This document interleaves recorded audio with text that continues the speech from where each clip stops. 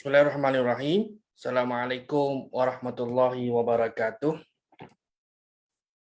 Innal hamdalillah nahmaduhu wa nasta'inuhu wa nastahdihi wa nastaghfiruh wa na'udzu billahi min shururi anfusina wa sayyiati a'malina. Man yahdihillahu fala mudhillalah wa man yudlilhu fala hadiyalah. Asyhadu an la ilaha illallah wahdahu la syarikalah wa asyhadu anna Muhammadan abduhu wa rasuluh amma ba'd. Tuan-tuan dan puan-puan muslimin dan muslimat yang dirahmati Allah sekalian, alhamdulillah. Pertama selamanya marilah sama-sama kita rafakkan syukur kehadrat Allah Subhanahu wa taala atas segala nikmat yang diberikan kepada kita. Baik, tuan-tuan dan puan-puan muslimin dan muslimat yang dirahmati Allah sekalian, alhamdulillah, seperti biasa hari Selasa malam Rabu, kuliah wacana wahai orang yang beriman, ya ayyuhallazina amanu, seperti biasa dibawakan kepada anda oleh Akademi Tadabbur Malaysia melalui platform Zoom dan juga Facebook ataupun hari ini orang panggil Meta. Baik. Dan alhamdulillah pada malam ini tuan-tuan dan puan-puan muslimin dan muslimat yang dirahmati Allah sekalian, kita menyambung perbincangan kita berkenaan dengan seruan wahai orang yang beriman, ya ayyuhallazina amanu ini. Kita masuk kepada surah yang kedua. Surah yang kedua iaitu surah Ali Imran. Baik, apabila kita meneliti sebanyak 11 tempat dalam surah Al-Baqarah, ayat-ayat berkenaan dengan ya ayyuhallazina amanu, wahai orang yang beriman. Maka kita dapat mengetahui apa dia tuan-tuan, kan? Poin yang paling utama ialah di sebalik suruhan Allah Subhanahu wa taala kepada orang yang beriman. Kita ulang baliklah sebagai nak refresh balik konteks ayat ini, kerana surah Al-Baqarah ini surah yang diturunkan di Madinah. Surah yang diturunkan di Madinah, dan komposisi ataupun populasi penduduk Madinah itu terdiri daripada orang Arab dan orang Yahudi. Dari sudut agama ada yang Muslim, ada yang bukan Muslim, iaitu yang beragama Yahudi maupun agama Nasrani. Dan juga latar belakang kaum ini ada yang penduduk tempatan, kan, lokal, dan juga ada yang imigran. Imigran ini yang dipanggil sebagai muhajirin, kan, dalam konteks umat Islam lah.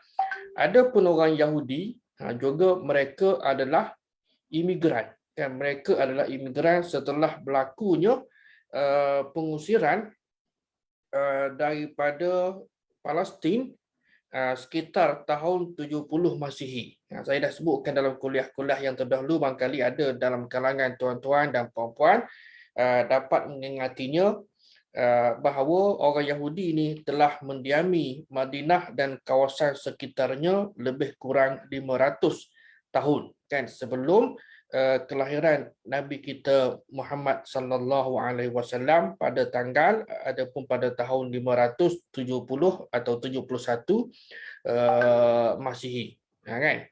Baik. Jadi dengan latar belakang begitu, sebab apa? Sebab nak cerita sedikit pada ayat ini, pada malam ini kita buka cerita kita siri ke-14, iaitu ayat 100 dalam surah Ali Imran. Dia terus lompat daripada ayat pertama terus kepada ayat 100. Okey, dan kalau kita rujuk kepada beberapa penulisan maupun kitab tafsir dan yang sewaktu dengannya tentang ayat ini dan juga ayat yang sebelumnya, ada sebahagian penulis ataupun penyusun pengarang kitab tafsir ini memberikan tema-tema yang ada kalanya ada persamaan, dan sedikit perbezaan dengan tajuk kita, kan? Maka tajuk pada malam ini tertumpu kepada konten ayat, iaitu jangan tunduk kepada ahli kitab. Firman Allah Subhanahu wa taala dalam surah Ali Imran ayat 101, ayat 100 dan ayat 101. A'udzubillahi minasyaitonirrajim. Ya ayyuhallazina amanu in tuti'u fariqan minal ladzina utul kitaba yaruddukum ba'da imanikum kafirin. Wa kaifa takfuruna wa antum tutla 'alaikum ayatullahi wa fikum rasuluh wa may ya'tasim billahi faqad hudiya ila siratim mustaqim. Ya ayyuhallazina amanu, wahai orang yang beriman, in tuti'u, sekiranya kamu taat, patuh kepada fariqan. Fariqan ni satu puak ataupun satu kumpulan. Sekiranya kamu taat ataupun patuh akan sesuatu puak atau kumpulan, fariqun minal ladzina utul kitab, daripada orang yang diberikan kitab, merujuk kepada orang Yahudi dan Nasrani, yaruddukum, kan, kalau dari sudut bahasa jawab kepada ini ni, nescaya mereka akan mengembalikan kamu, nescaya mereka akan mengembalikan kamu semula menjadi orang kafir ba'da imanikum kafirin. Inilah keindahan bahasa Arab, tuan-tuan, kan? Kalau ikutkan terjemahan, memang kalau kita terjemah ikut kalimah, ayat akan jadi dalam bahasa Melayu, ayat akan jadi tunggal langgar, kan?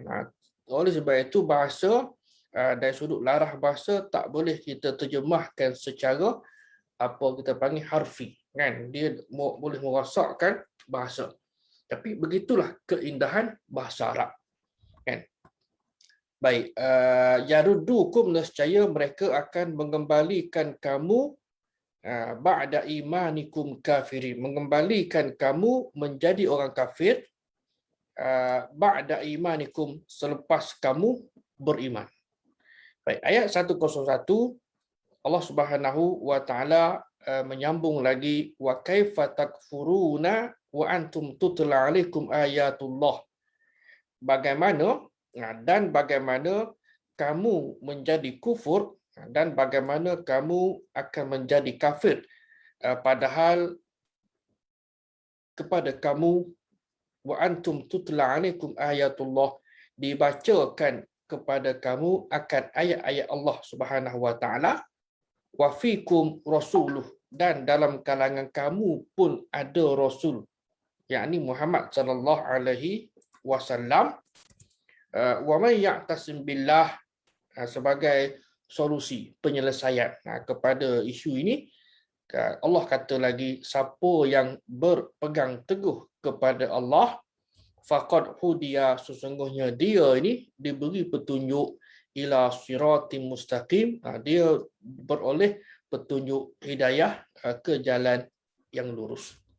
Ya ayyuhallazina amanu, wahai orang yang beriman, in tuti'u fariqan minal ladzina utul kitab, sekiranya kamu tunduk taat patuh kepada satu golongan ataupun puak daripada kalangan Yahudi dan Nasrani, nescaya mereka akan mengembalikan kamu semula kepada keadaan yang kufur.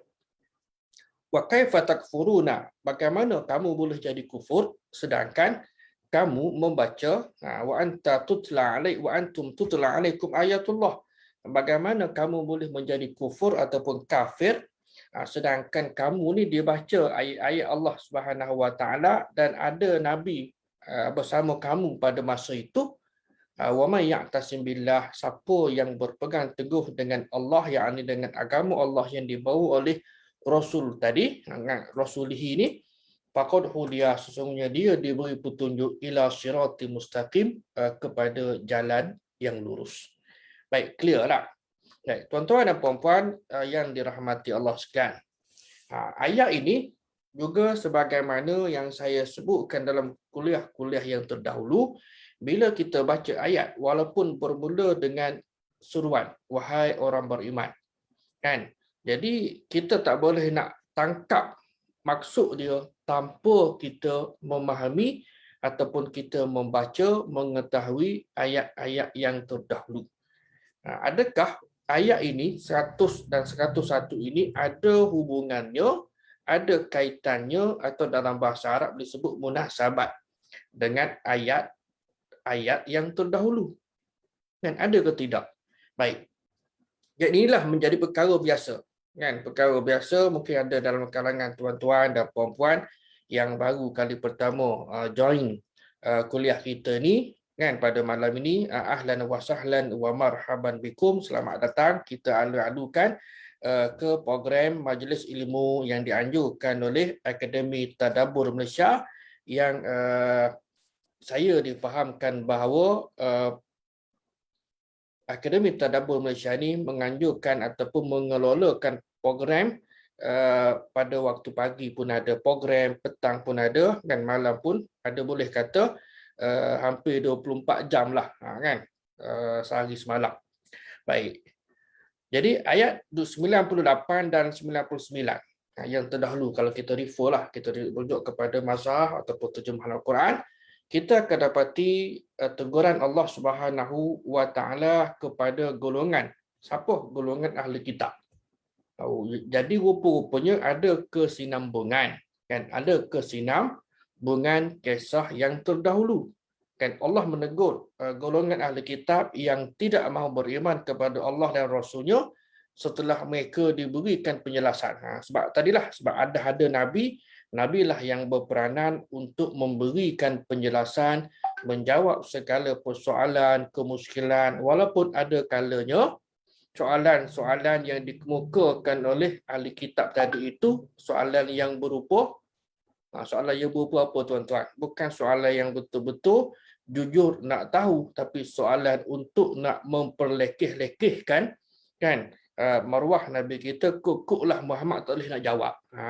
Kan, kuk-kuklah Muhammad tak boleh nak jawab soalan kita sebagaimana orang Makkah dulu. Golongan musyrikin pun ada juga bertanya soalan-soalan yang sedemikian tentang yas'alunaka, kan, mereka bertanya kepada kamu wahai Muhammad, kan, tentang roh, tentang sa'ah dan seumpamanya, maka Allah lah yang menjawabnya sebagaimana dirakamkan dalam ayat-ayat Al-Quranul Karim.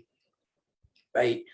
Kita tengok seketika ayat yang terdahulu, ayat 98. Kul ya ahlal kitab, katakanlah wahai Muhammad, wahai ahli kitab, lima takfuruna bi ayatillah, kenapa kamu ni kufur, ingkar, tidak mahu beriman, kan? Kufur maknanya tidak mahu berimanlah, ingkar kepada ayat-ayat, keterangan-keterangan Allah ini. Wallahu syahidun ala ma ta'malun, sedangkan ataupun padahal Allah sentiasa menyaksikan apa yang kamu lakukan. Wahai ahli kitab, mengapa kamu kufur kepada tanda-tanda kebesaran, keterangan-keterangan yang Allah berikan kepada kamu? Antaranya ialah tadilah Nabi hantar, Allah hantar Nabi untuk memberikan jawapan kepada persoalan yang berlega, kan, dalam kalangan mereka, sama ada soalan tadi itu ikhlas, betul-betul tak tahu, ataupun juga untuk nak menguji dan memperlekehkan kewibawaan Nabi kita sallallahu alaihi wasallam.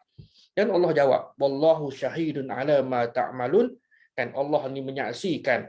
Kalau dalam bahasa mudah kita ni, Allah tengok apa yang kamu buat, kan, ataupun apa yang kamu kerjakan. Baik. Kul ya ahlal kitab, katakanlah sekali lagi kepada Muhammad, kan, maknanya katakanlah sini bawah ni, wahai ahli kitab, kan, wahai ahli kitab, lima tasudduna an sabilillah, mengapa kamu menahan, mengapa kamu menahan ataupun menghalang orang yang beriman daripada tasudduna an sabilillah, daripada menurut ataupun mengikut jalan Allah. Mengapa kamu sekat, mengapa kamu halang, lima tasudduna an sabilillahi man amana tabghunaha iwaja wa antum syuhada, sedangkan kamu ni menjadikan jalan Allah itu bengkok-bengkok ataupun bengkok yang terpesong. Maknanya orang ahli kitab ni dia tahu dah, cumanya dia tidak mahu bercerita kebenaran, kan, tidak mahu menceritakan kebenaran sebaliknya, dia cuba membawa kebatilan kepada masyarakat di Madinah pada ketika itu, padahal wa antum, sedangkan kamu tadi itu kata Allah Taala syuhada, kamu syahid. Makna syuhada ni jamakkan, kamu menyaksikan kebenaran ataupun kamu mengetahui akan kebenarannya. Dan ingatlah Allah tidak sekali-kali wallahu wamallahu bighafilin amma ta'malun, Allah sekali-kali tidak leka, tidak lalai, kan, tidak alpa terhadap apa yang kamu lakukan, apa yang kamu buat. Baik, ayat 98 ni tuan-tuan adalah teguran pertama Allah Subhanahu wa taala kepada ahli kitab. Yang pertama, kan, setelah kesamaran mereka dihilangkan, sepatutnya mereka ni dengan keterangan, dengan penjelasan Nabi kita sallallahu alaihi wasallam ni, mereka dah boleh peluk Islam. Sebab mereka percaya kepada Allah, mereka percaya kepada Nabi dan Rasul, dan mereka pun ada kitab, kan?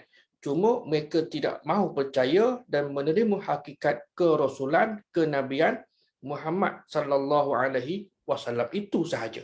Kan? Jadi sepatutnya mereka ni peluk Islam. Sebab apa? Dah beri dah penjelasan demi penjelasan, jawapan demi jawapan. Dan kalau mereka tidak beriman juga, itu hanyalah apa dia? Sikap degil kerah kepala mereka sahaja. Kan? Sikap degil kerah kepala mereka sahaja, bukannya disebabkan oleh mereka tidak tahu ataupun jahil atau tidak mendapat sebarang maklumat berkenaan dengan Khatamul Anbiya wal Mursalin, penutup penyudah kepada segala nabi dan rasul. Dah diberitahu dah, tapi bukan dia tak tahu, kan? Kita ini kita bimbanglah. Kita bimbang kita ni jadi sebahagian daripada perangai orang Yahudi. Bukan kita tak tahu benda-benda hukum hakam, kan? Tapi kita tahu, dan kita buat juga. Inilah yang merisaukan kita dah. Baik, manakala ayat 99 surah Ali Imran juga, ayat maknanya yang satu ayat yang sebelumnya juga adalah teguran kedua dari Allah Subhanahu wa taala. Sudahlah mereka sendiri itu tidak mahu beriman. Ini ayat lembut dah. Kan? Kalau ayat yang tegahnya ialah kufur, kalau kafir lebih kepada individu, kan? Benda tu sama je lah. Sudahlah mereka ni sendiri kufur, yakni kepada Allah Ta'ala, menjadi kafir, kan, atas rasa fa'il perilaku, ataupun mereka tidak mahu beriman. Mereka berusaha untuk nak heret, nak bawa orang lain pula sama macam mereka dah. Sebab apa panggil komposisi masyarakat di Madinah waktu izin ketika itu ada yang orang Arab dan ada orang Yahudi. Kan, kita dah maklum, walaupun mereka tu tidak ramai, kan, tetapi mereka conquer dari sudut ekonomi. Ekonomi Madinah pada masa itu mereka pegang. Baik, manakala ayat yang ke-100 yang kita bicarakan pada malam ini, tuan-tuan dan puan-puan yang dirahmati Allah sekalian, mengingatkan kepada orang yang beriman supaya sentiasa berjaga-jaga, berwaspada dengan fitnah yang disebarkan oleh golongan ahli kitab. Kan, golongan ahli kitab ni, tadilah golongan ahli kitab merujuk kepada mereka yang tidak percaya kepada kerasulan Muhammad sallallahu alaihi wasallam. Kan? Mereka tidak percaya. Kalau mereka percaya, sudah tentu mereka ni jadi Islam lah, jadi bekas ahli kitab. Tak sebagaimana kita bicarakan dalam isu Israeliah, kan, nama-nama seperti Ka'ab bin Al-Ahbar, Wahab bin Munabbih tu semuanya adalah itu sekadar dua nama sebagai contoh, adalah pendeta agama Yahudi, kan, dan mereka peluk Islam, kan. Jadi tidak lagi dipanggil ahli kitab, kan, maknanya mantan ataupun bekas lah.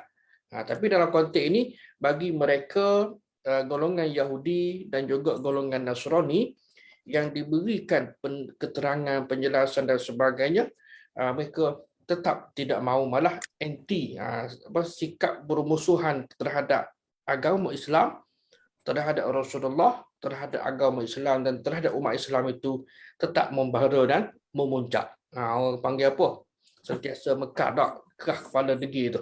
Jangan sesekali terpesona dan percaya dengan fitnah yang mereka reka, mereka cipta, mereka buat, yang mana mereka tidak akan sentiasa senang hati melihat umat Islam ini hidup dalam keadaan rukun damai dan seumpamanya. Bagaimana kita baca walan tardu ankal yahudu walan nasara hatta tattabi'a millatahum. Betul tak? Orang Yahudi, orang Nasrani sekali-kali dia tidak akan reda kepada kita umat Islam daripada dulu sampailah hari ini, hatta sehinggalah umat Islam tadi itu tattabi'a millatahum, ikut ajaran agama mereka sedikit demi sedikit. Kan? Mereka bijak. Sebab apa? Dia tidak ajak secara apa kita kata straightforward lah, kan.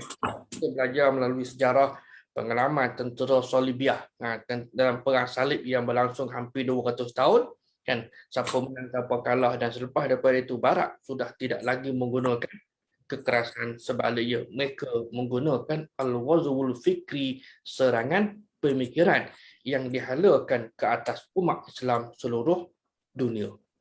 Secara diplomasi, kan, ibarat kata gosok belakang tak boleh, tentang secara fizikal akan menimbulkan kemarahan dalam kalangan umat Islam. Baik. Kemudian yang keduanya ialah sebab nuzul ataupun sebab turun ayat ini. Kalau kita rujuk kepada kitab-kitab tafsir, ada sebahagian kitab dia tidak menyatakanlah, kan, seperti dalam tafsir Ibnu Katsir, saya rujuk tidak ada, yang ada disebutkan dalam At-Tabari, tafsir At-Tabari dan tafsir Al-Qurtubi. Kan, ini ada contohlah, maknanya nak menunjukkan bahawa ada. Baik. Jadi dalam kedua tafsir tadi disebutkan oleh Imam Ibn Jarir At-Tabari dan juga Imam Al-Qurtubi rahimahumullah tentang sebab nuzul atau penurun ayat ini mengenai kisah seorang pemimpin Yahudi Madinah yang bernama Syas bin Qais. Syas bin Qais. Ini orang tua, kan, orang lama lah, kita panggil dia orang lama, otai ataupun yang berpengaruh. Kalau dalam bahasa Arab dipanggil syaikh. Syaikh ini orang kita panggil syekh, kan, shin ya kha. Shin ya kha ni merujuk kepada orang yang tua lah, ada karisma, kan, dan seumpamanya. Jadi dia tengok apa dia, sekumpulan sahabat Nabi ni, suku Aus dan Khazraj ini bincang, sedang berbincang dengan penuh mesra. Biasalah dak, kan. Setelah apa? Kalau dari sudut latar belakang sejarah lah, mungkin tuan-tuan boleh baca secara detail lah. Saya tidak rasanya nak baca apa panggil word by word, kan. Jadi ini nak ceritalah, kan, secara lebih santai lah rasanya. Jadi Syas bin Qais ini dia orang lama. Kalau bahasa mudah kita, dia orang lama, orang tua. Namun dia punya dendam ke Sumak ini memang cukup-cukup membusuk dah, cukup-cukup membusuk kepada agama Islam, kepada Nabi Muhammad dan juga kepada umat Islam lah, kan. Baik. Dan dari sudut sejarah kita juga maklum, tuan-tuan dan puan-puan sekalian, orang Arab ni, kan, sebab masing-masing lebih kepada tribe ataupun kabilah, kan, kabilah masing-masing kabilah ataupun suku-suku ni silap sikit perang. Pasal apa? Nak tunjuk jantan men. Siapa yang paling jantan men dalam kalangan mereka, dan apatah lagi situasi mereka pada pasir macam kita lah, nak berebut sungai, tempat punca air, kerana air itu menjadi sumber utama kehidupan kepada masyarakat, kan, baik di sana maupun juga di mana sahajalah. Baik, jadi mereka saling memerangi antara satu sama lain, dan kedatangan Islam ke Madinah itu merubah segalanya. Kan, kita pun maklum dah, antara tiga perkara awal yang dilakukan oleh Nabi kita sallallahu alaihi wasallam setibanya di Madinah, apa dia? pertama mendirikan Masjid Quba. Tak. Yang keduanya ialah akha, mempersaudarakan antara Aus dan Khazraj, kan? Dua kabilah, dua suku yang kita kata more powerful lah, yang paling berpengaruh di Madinah pada masa itu. Okey, Nabi panggil dan Nabi panggil ketua-ketua dia ni, okey, akha, maknanya mempersaudarakan. Jadi kamu ni macam adik-beradik. Bila adik-beradik nak kata gaduh tu kan biasalah ada, tapi bila dalam adik-beradik ni kurangkan ataupun apa kita panggil tidak ada lagi permusuhan, tidak ada lagi pertelingkahan, gaduh-gaduh seumpamanya lah, kerana kamu dua kabilah ini sebagai kabilah yang besar yang berpengaruh sudah apa panggil berdamai, kan? Dan sebelum Islam datang, kita juga maklum tuan-tuan, penduduk Madinah ni dia lebih kurang lah samalah kan, sama dengan musyrikin di Mekah pun, yang hanyut dalam tradisi jahiliah, kan? Mereka juga sembah berhala, dan berlakunya tadilah yang saya sebutkan, apa panggil pertikaian ataupun pertentangan antara kabilah untuk nak merebut kawasan wadi dan seumpamanya lah. Dan juga wujud jurang sosial antara penduduk Madinah ini dengan orang Yahudi. Sebab apa?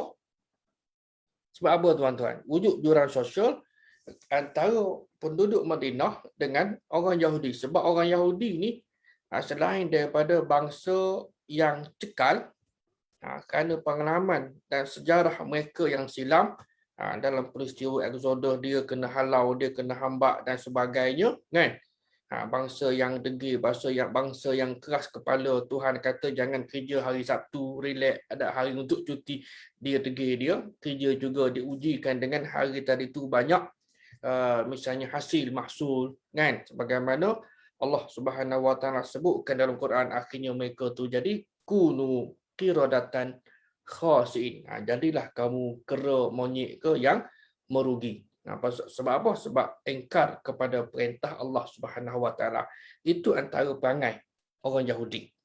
Jadi mereka ni conquer ekonomi. Mereka dominasi ekonomi Madinah. Mereka mendominasi ekonomi Madinah. Jadi oleh sebab itu, walaupun dia ni minoriti, kan, dia tak ramai, tapi dia pegang kuasa teraju bukan dari sudut politik, tapi dia kukuhkan dari sudut ekonomi.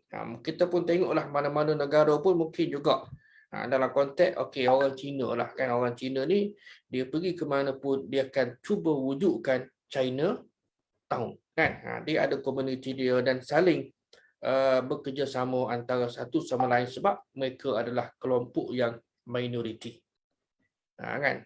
Dia mesti bersatu. Dan siapa sahajalah, kan, mungkin bangsa-bangsa ataupun kaum-kaum yang lain bila berada di satu tempat juga mesti bersatu sebab mereka adalah minoriti. Baik, kita juga maklum tuan-tuan dan puan-puan sekalian, Islam adalah agama yang membawa perdamaian. Islam agama yang membawa perdamaian, bukannya peperangan. Sebab biasalah yang tersebar ni, Islam tersebar dengan mata pedang. Sampai hari ini pun ada lagi ni, kan, baik dalam kalangan yang bukan Islam maupun yang Islam pun percaya Islam tersebar dengan mata pedang, bermakna tersebar dengan kekerasan. Betul ke? Tidak.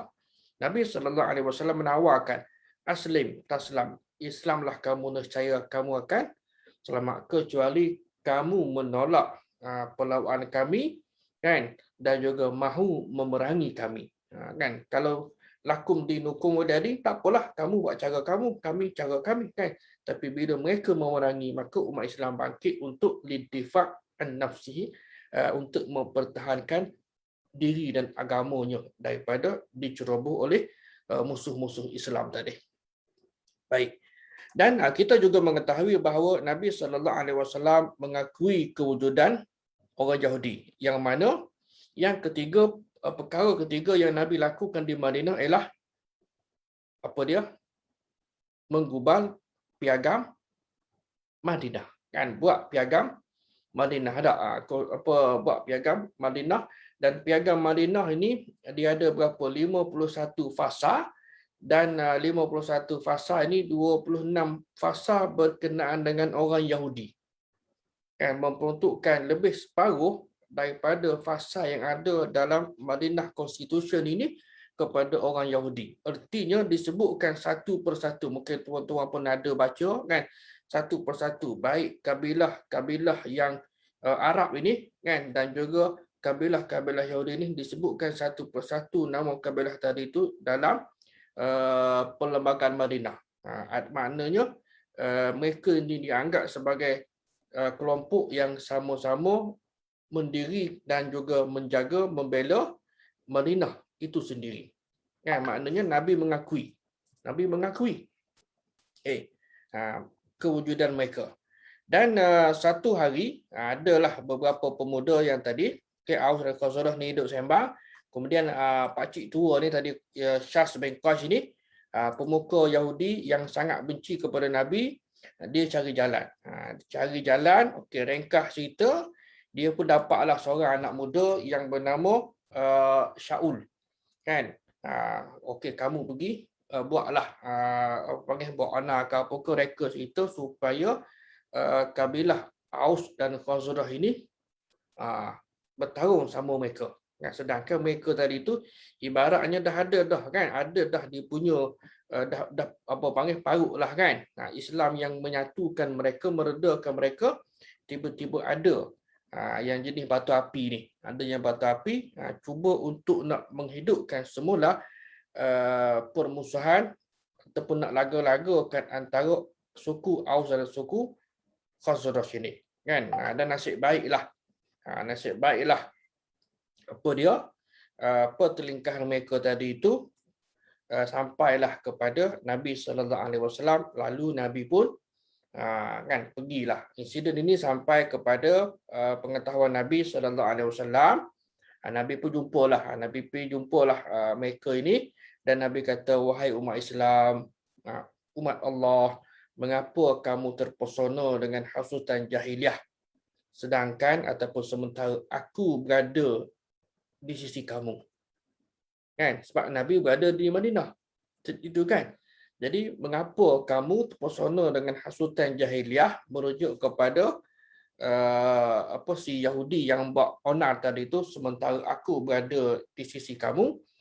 Mengapa kamu kembali kepada tradisi jahiliah setelah Allah menyelamatkan kamu dari kekufuran? Dan yang ketiga, mengapa kamu berselisih semula atau kembali setelah Allah menyatukan hati kamu atas nikmatkan kamu akha bainakum, mempersaudarakan kamu ni sebagai saudara seagama, kan? Jadi bila dengar nasihat Nabi sallallahu alaihi wasallam ini, kan, atas dasar orang yang beriman, mereka pun mulalah faham, mula menyedari bahawa rupa-rupanya mereka ni kena tipu dan dihasut oleh syaitan dan juga oleh si anak muda, kan, yang menjadi proksi lah kepada Syas bin Qais, orang tua yang cukup dendam kesumaknya kepada Islam dan juga Nabi sallallahu alaihi wasallam. Maka ringkas cerita turunlah ayat 98 diturunkan kepada Syas bin Qais, dan ayat yang ke-99 diturunkan kepada dua kabilah yang bertelagah tadi itu, Aus bin Qaizi dari suku Aus dan Jabbar bin Sakhar daripada suku Khazraj, dan kepada pengikut masing-masing. Baik. 949. Jadi kisah ini menurut mufassirin, menurut ahli tafsir, dia tidak khusus kepada insiden ataupun peristiwa tertentu, tapi umum. Umum siapa saja yang sanggup setia kepada golongan Yahudi dan golongan Nasrani. Dengan Al-Quran menyebutkan Nasara, al-Yahuda wan Nasara, kan. Nasrani merujuk kepada orang. Okay? Sedangkan ketidaksetiaan sesama umat Islam itulah yang menjadi asbab punca yang membawa kepada kehancuran ummah. Kita biasalah kan, adanya tali barut. Adanya tali barut, Tak kira lah dalam konteks kita orang Melayu pun ada yang jenis penting untuk diri sendiri. Ini menjadi iktibar kepada kita di sepanjang perjalanan sejarah manusia, sepanjang sejarah umat Islam akan ada manusia yang sebegini. Kan? Nak kata mustahil itu wallahu alam lah. Baik. Tuan-tuan dan puan-puan sekalian, okay, kita masuk sikitlah satu subtajuk, taktik ahli kitab nak memusuhi Islam. Untuk malam ini saya nak corner sikitlah. Kita tidak bincang per se berkenaan dengan tafsiran ayat, kan? Cuma nak ambil barangkali satu segmen lah. Sebutan ahli kitab kepada orang Yahudi dan Nasrani sebenarnya satu penghormatan. Kalau sebelum apa kita kata kelahiran Islam, mereka ni dipanggil Bani Israel, kan? Mereka ni dipanggil Bani Israel. Selepas kelahiran Islam, kan, mereka ni Allah panggil mereka allazina hadu, kan, orang yang apa, kalau bahasa mudahnya orang Yahudi lah, kan. Okay, orang Yahudi. Kemudian penghormatan kepada orang yang ada ilmu dalam kalangan mereka, kan, pendeta-pendeta, pemuka-pemuka agama mereka, Yahudi dan Nasrani. Mereka, kita maklum, ada kitab Taurat dan ada kitab Injil. Jadi mereka rujuk kepada dua kitab tadi, walaupun kita ini kita tahu yang kedua kitab tadi itu telah pun mengalami penyelewengan demi penyelewengan, kan, 99% mengikut kajian ahli-ahli perbandingan agama. Baik, sejak berzaman lamanya hasrat cita-cita golongan ahli kitab untuk menyesatkan umat Islam tetap tidak berubah dak. Mereka tetap konsisten, kan, untuk menyesatkan umat Islam dan juga merosakkan agama Islam, umat dan agama, kan. Kita juga maklum tuan-tuan, orang Yahudi ini terutamanya antara bangsa yang bijak, yang terpelajar lah, kan, dan pandai membaca. Kalau nak dibandingkan dengan orang Arab pada masa itu, orang Arab ni kata-katanya Badui pada masa itulah, kan.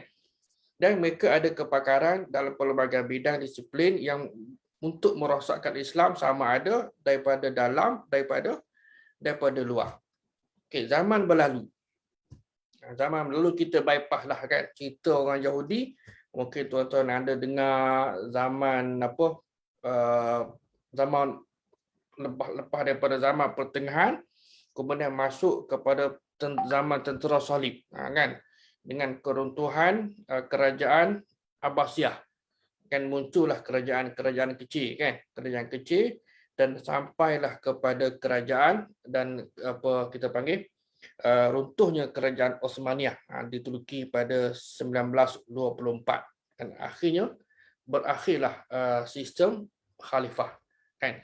Dan selepas daripada perang salib ini, pada abad ke-13 Masihi, mereka kalah dalam perang salib yang saya sebutkan tadi. Mereka tukar strategi, kan, tidak lagi menyerang umat Islam ini secara fizikal, dan mereka tukar kepada al-ghazwul fikri, serangan pemikiran yang bertujuan untuk nak merosakkan agama Islam dan umat Islam daripada dalam, dan menggunakan pelbagai pendekatan yang lebih diplomasi, lebih lembut, kan, berbanding dengan kekerasan yang mereka gunakan sebelum itu. Baik. Dalam bidang keilmuan, terutamalah zaman moden. Okay. Zaman moden ini ada satu istilah yang dipanggil orientalis. Kan? Mereka telah mewujudkan korpus pengajian, kan, daripada zaman kemajuan dan kegemilangan Islam pada abad-abad yang awal itu. Mereka ambil buku-buku daripada dunia Arab, bawa balik ke negara mereka, terutama apabila kerajaan Sepanyol lah, kan, kerajaan Islam di Granada misalnya, kan. Jadi mereka terjemahkan ke dalam bahasa Latin dan mereka belajar bagaimana umat Islam maju. Dan setelah dunia pun dah terbalik, dunia Islam dah runtuh, mereka naik, kan. Baik, dalam dunia akademik mereka dikenali sebagai orientalis. Orientalis dengan erti kata orang barat yang mempunyai kepakaran, kemahiran seluk-beluk hal timur. Timur ini bukan timur jauh, timur Jepun, timur Cina, tidak. Timur pada masa itu lebih kepada Middle East, Timur Tengah. Timur pada masa itu yang dirujuknya adalah, yang dimaksudkannya adalah Timur Tengah. Baik. Hari ini istilah orientalis ini bukan suatu istilah yang pelik lah kan. Kata-katanya kalau orang yang berilmu dia tahu sebut orientalis kan. Orientalis. Baik. Malah di rantau Asia Tenggara pun ada. Kan ada tokoh yang cukup hebat lah. Siapa dia? Kalau di Asia Tenggara ni terutama di apa? Di Indonesia kan. Snok Christian Hangronje dak.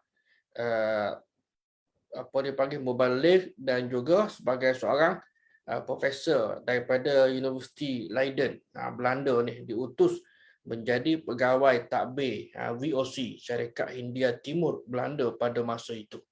Kan? Mungkin tuan-tuan ada baca sejarah, pergi ke Aceh tengok gambar dia di Museum Aceh. Kan? Itu Sunok Christine Hanggroje dan dia kononnya memeluk Islam dan menetap di Mekah kalau tak silap saya 20 tahun ke. Kan? Dengan nama Abdul Ghaffar ke Abdul Ghafur. Baik.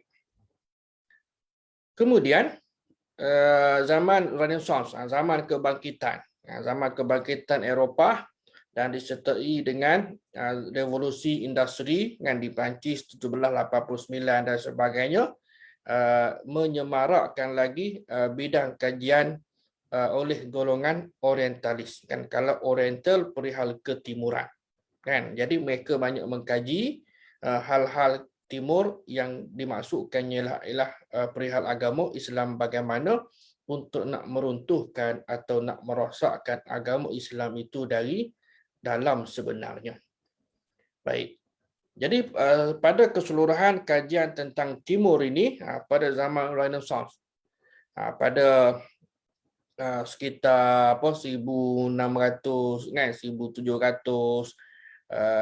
tertumpu kepada dua aspek yang utama, iaitu sejarah dan juga sastra. Sastra merujuk kepada perihal penulisan.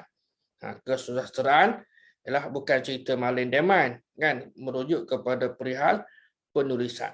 Jadi dua perkara ini menjadi agenda utama orientalis untuk nak mengkaji, memahami dan menguasai timur, dalam erti kata menguasai dunia Islam. Kan? Dengan kajian ke asas kesusastraan, mereka boleh memahami budaya. Kan? Mereka boleh memahami budaya. Sebagai contohlah, kalau kita di Malaysia ini ada The Malay Annals, kan? Ada sejarah Melayu dan pelbagai lagi karya yang dihasilkan oleh siapa dia? Rashidin, sistem resident, kan, pegawai takbir British pada masa itu yang ataupun kebanyakannya adalah mubaligh, kan, Frank Swettenham, kan, kalau tuan-tuan baca tak kan. Dia tulislah ada pro dan kontra, kan, sifat orang Melayu ni yang suka berjudi, suka hutang tapi lambat ataupun malah liat nak bayar hutang, adalah kan dia terus. Cuma orang putih ni, kan, penjajah ni, dia suka menulis dan mencatatkan, kerana itulah disiplin mereka, dan apatah lagi mereka ditugaskan membawa misi besar di sebalik 3G, kan, terutama G apa dia, gospel, misi keagamaan, kan, yang secara tidak langsung sebagaimana kita tahulah, kan, menubuhkan sekolah, kan, dan sebagainya. Baik, dengan akhirnya mereka boleh memahami budaya, kan, budaya orang Melayu macam ni, kan, dan serta pemikiran sesuatu kaum ataupun bangsa. Manakala kajian ke atas sejarah pula mengizinkan orientalis mengetahui peristiwa sejarah yang boleh beri kesan perubahan sosial dan pemerintahan. Kita tengoklah secara lebih dekat kepada negara kita. Mungkin kalau yang lama-lama lah, kalau ada dalam grup kita ni orang-orang lama yang sempat belajar subjek tawarikh. Saya tak sempat, cuma saya Saya ni anak cikgu kan, jadi saya sempatlah baca buku. Kan baca buku tawarikh ni. Kalau belajar di sekolah tak sempat. Zaman tersebutlah zaman apa dalam buku tawarikh Mahatma Gandhi, John of Arc, Napoleon Bonaparte kan, Jose Rizal dan sebagainya lah kan. Itu tokoh-tokoh yang disanjung dalam buku teks sekolah rendah pada pada awal tahun 70-an kan. Baik, berkenaan dengan orientalism ini ada satu nama besar tuan-tuan. Malam ni nak separa ilmiah lah, okay? Ataupun mungkin suku lah kot. Nama besar yang dianggap sebagai tokoh lah juga dalam bicara tentang orientalis ini, iaitu Edward Said. Dia orang Arab tapi dia Kristian. Orang Arab tapi dia Kristian.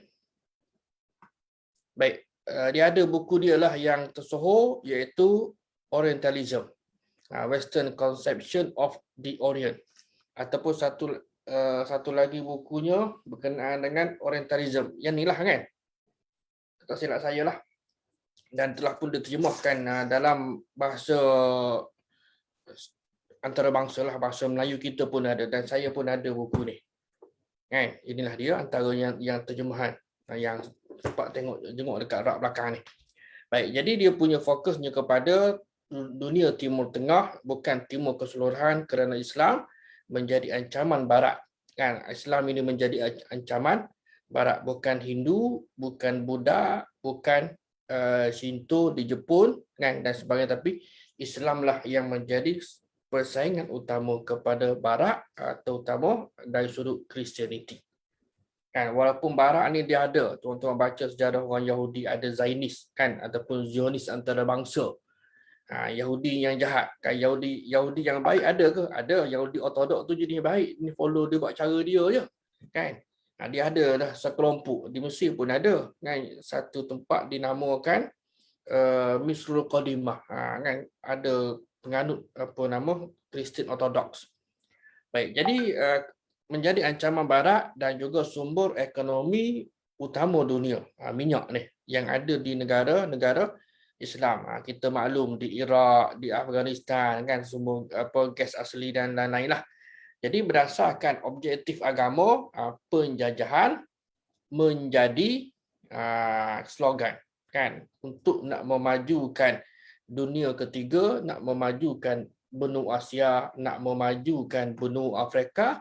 Akhirnya pihak penjajah Itali kan, British, apa lagi, Spain, Perancis kan, dan sebagainya, menjajah negara-negara di dunia ketiga, benua Asia dan benua Afrika kan.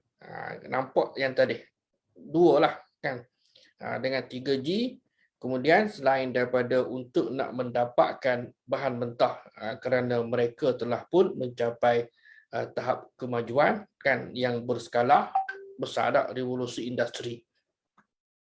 Baik, sehubungan dengan itu, seorang tokoh ulama Islam daripada Syria, Dr. Mustafa As-Sibai. Dr. Mustafa As-Sibai ini antara tokoh yang juga tersohor lah kan, antara bukunya ialah Makanatus Sunnah dan sebagainya. Jadi dalam buku dia Al-Istishraq wal Mustasyrikun, Orientalism dan kaum Orientalis, juga ada membincangkan perihal gerakan Orientalisme ini yang dia dapat bahagikan kepada 3 objektif ataupun 3 tujuan. Pertama, untuk nak kacau, nak potablik agama Islam. Cuba menyelewengkan fakta yang ada dalam Islam. Dalam usaha memenuhi tujuan ini, geng Orientalis ini dengan apa jua sekalipun berusaha untuk nak menyemai benih-benih keraguan terhadap umat Islam. Seperti mengeji ketokohan dia, kadang-kala dia serangan mungkin ada yang jenis over, ada yang sederhana, ada yang mungkin pada zahirnya tak nampak macam baik, tapi dia orang panggil apa, makan dalam kan. nampak macam baik dia ni, tak kacau apa, tapi kena ingat juga mungkin jadi sekam tak, api dalam sekam dia makan dalam. Jadi dan juga memalsukan sejarah, mengingkari Quran sebagai kitab wahyu, mendatangkan keraguan kepada kebenaran hadis Nabi, menuduh Islam yang dibawa oleh Nabi itu daripada agama-agama lain dan seumpamanya lah, kan. Benda-benda sebegini ada sejumlah manusia orientalis pada awalnya dan ada anak muridnya daripada kalangan umat Islam, tapi sayangnya mereka tadi adalah kata-katanya jenis liberal dan sekular. Ada, kalau tuan-tuan bacalah dalam bidang tafsir pun ada, kan, Muhammad Arkun, Muhammad Syahrul contohlah, kan, dan bidang hadis pun ada, selain daripada tokoh-tokoh orientalis yang terkenal dalam bidang-bidang pengajian agama lah. Yang kedua, tuan-tuan dan puan-puan, ialah tujuannya untuk agama dan politik penjajah. Balik kepada 3G tadi. Balik kepada 3G untuk sebarkan Kristianiti dan memudahkan proses kolonialisasi ataupun penjajahan.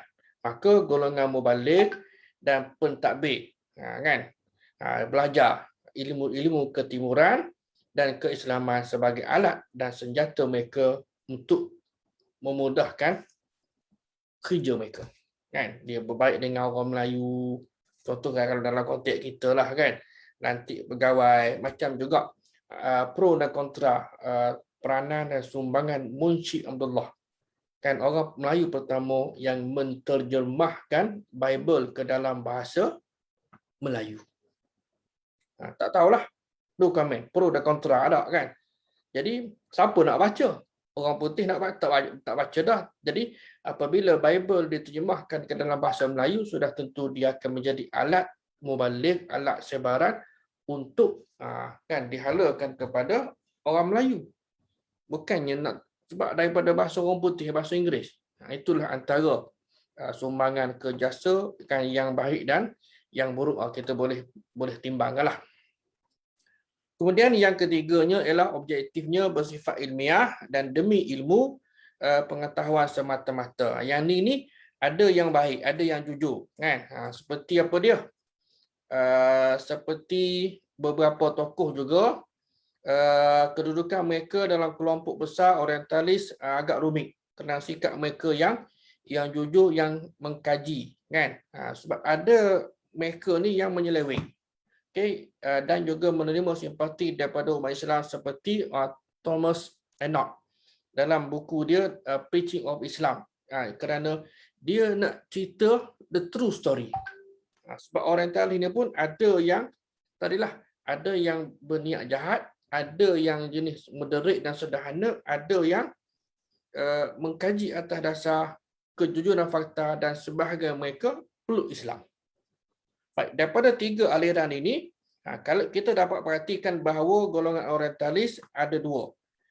Yang pertama ialah yang sangat anti kepada Islam, dan yang keduanya ialah yang jujur. Yang pertamanya ialah yang anti, dan golongan yang kedua ialah yang jujur ikhlas dalam melakukan kajian. Contohnya, mungkin tuan-tuan ada pernah guna. Kalau dalam yang kami lah, saya belajar hadis dulu di Universiti Azhar, ada satu kitab hadis, ensiklopedia hadis yang berjudul Mu'jam Mufahrah li Alfaz Hadis Nabawi, kan, yang disusun oleh AJ Bensi ni, kan. Dia buat apa, maknanya dia sebagai ketua lah, kan, bukan dia buat seorang, tak. Ini biasalah, kan. Dan juga Muhammad Asad, ini seorang Yahudi Hungary, kan, yang menulis tafsir dan akhirnya menyedari kebaikan, keindahan yang ada dalam ayat-ayat Al-Quran, dan dia peluk Islam. Itu sekadar contohlah. Kitab Mu'jam Mufahrah ini ada, tuan-tuan boleh refer kepada nota susunan AJ Bensi, seorang orientalis, kan. Dia tidak susun seorang dia lah, sebab dia perlukan kepada asisten. Dan kitab ini memang kami lah, pelajar-pelajar Azhar sendiri pun memang kita manfaatkan kitab ini untuk nak mencari hadis-hadis Nabi sallallahu alaihi wasallam berdasarkan kepada perkataan. Dia mukjam ini kamus yang disusun mengikut perkataan. Tuan-tuan bayangkan kalau tak silap saya diterbitkan tahun 30-an rasanya. Kan? Bayangkan kalau hari ni zaman komputer tak ada masalah dah. Kan? Betapa tekun dan gigihnya manusia ini kan atas dasar ilmu. Atas dasar ilmu. Baik. Ini sekadar contoh. Ini Mu'jam Mufahras bi Al-Fazil Hadis Nabawi, ada berapa? Dalam 14 jilid kalau tak silap saya lah. Dan yang keduanya ialah ini The Message of the Quran oleh Translate and Explained by Muhammad Asad. Seorang yang saya sudah sebutkan tadi. Jadi begitulah tuan-tuan. Kan perbezaan antara dua golongan, satu golongan yang pertama yang anti, yang memang cukup-cukup dendam kesumat kepada Islam dan nak merosakkan Islam, dan yang kedua ialah golongan yang betul-betul mengkaji disiplin dan mereka ni benar-benar ikhlas terhadap kajian untuk mencari kebenaran. Ada sebahagian mereka peluk Islam. Kan sebahagian macam kita kata ini bukan orang Yahudi lah kan, orang Barat, ada orang Perancis seperti Dr. Maurice Bucaille kan yang mengkaji buat kajian terhadap Mamia Firaun kan, isu garam. Akhirnya dia menemui kebenaran Al-Quran dah sebutkan 1400 tahun yang dahulu berkenaan dengan perihal Mamia yang tenggelam dalam Laut Merah ketika mengejar Nabi Musa dan pengikutnya tadi. Kan dia Firaun tadi tu mati lemas. Bermakna kajian dia itu benar-benar kan secara ilmiah dan dia tidak menyembunyikan kebenaran.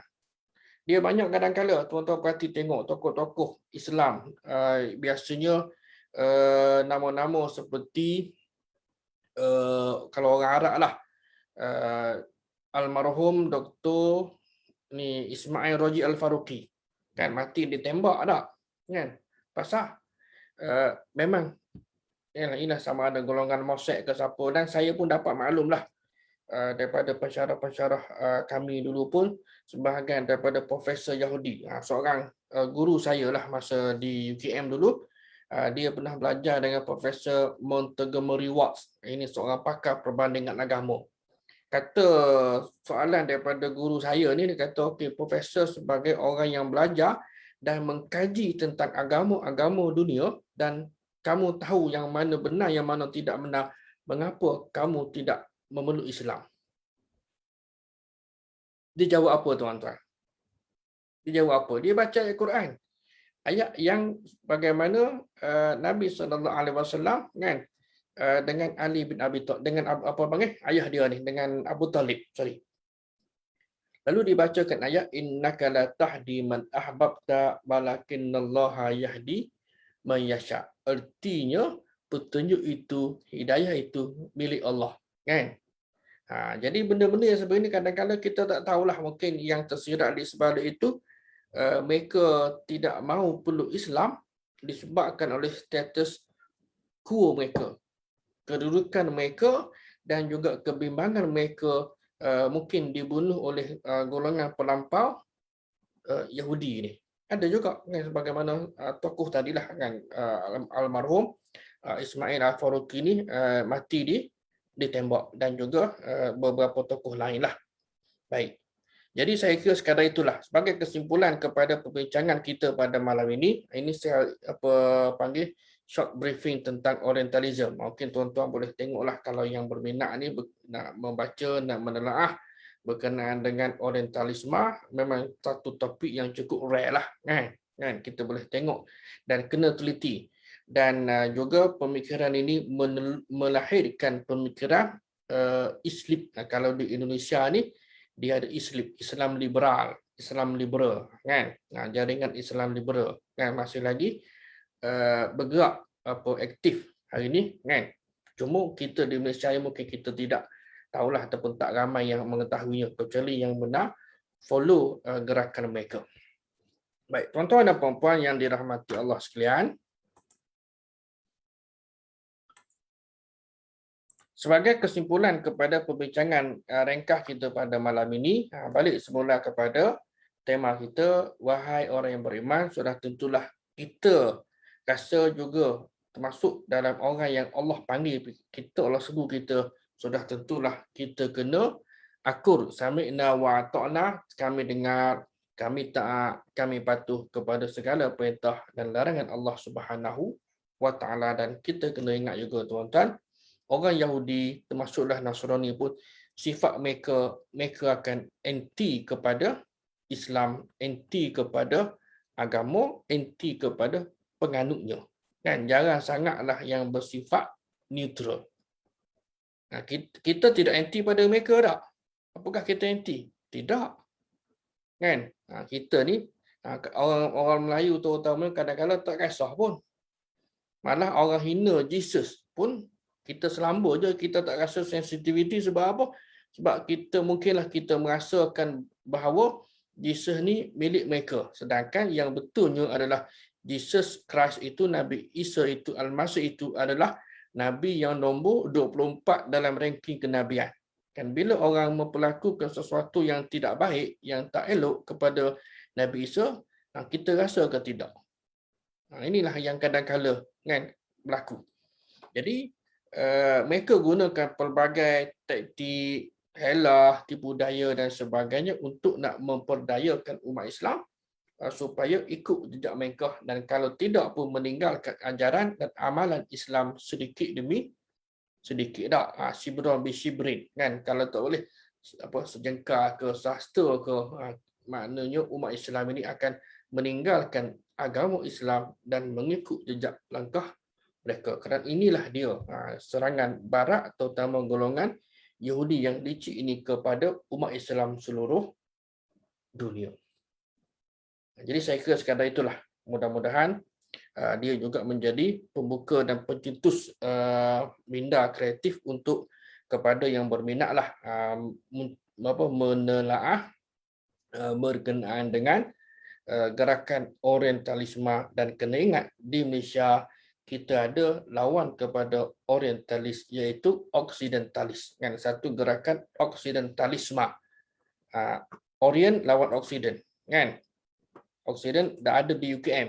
Dia panggil ICON ke Institut Kajian Oksidentalisme kan, ada di Universiti Kebangsaan Malaysia, dan harap-harap institut tadi itu masih lagi berperanan dengan sebaik mungkin menyediakan tenaga-tenaga untuk memberikan penjelasan pendengar berkenaan dengan bahaya orientalisme kepada umat Islam. Jadi saya kira sekadar itulah untuk pada malam ini. Mudah-mudahan kita semua mendapat keberkatan daripada Allah Subhanahu Wa Taala daripada perbincangan yang dekat ini. Yang baik itu daripada Allah Taala, yang lemah yang kurang itu daripada kelemahan diri saya. Sebelum saya mengundur diri, siapa yang nak donate bolehlah salurkan sumbangan anda kepada akaun yang tertera Akademi Tadabbur Malaysia, dan mudah-mudahan kita berjumpa pada kuliah kita yang berikutnya lah. Aku qouli hadza, astaghfirullahalazim li wa lakum. Wassalamualaikum warahmatullahi wabarakatuh. Dan kita tangguhkan dengan kafaratul majlis dalam suratul Nas. Wallahu a'lam. Wassalamualaikum warahmatullahi wabarakatuh.